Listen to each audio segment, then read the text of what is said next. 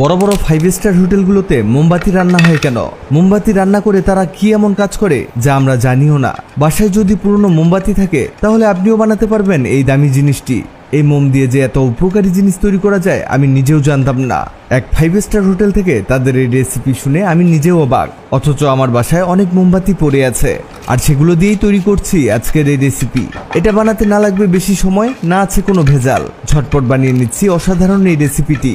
এর জন্য একটি গরম কড়াইয়ের মধ্যে কিছু মোমবাতি গলিয়ে নিতে হবে। আমরা এখানে বাসায় পড়ে থাকা জন্মদিনের ছোট মোমগুলোকেও ব্যবহার করেছি। সবগুলো মোম গোলানো হয়ে গেলে এর থেকে সুতাগুলোকে তুলে নিতে হবে।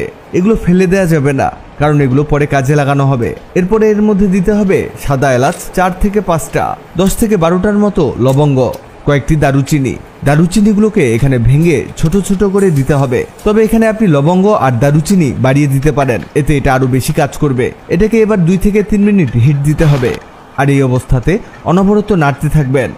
এটা হোক, এদিকে আমরা পানির মধ্যে দিয়ে দিব মাটি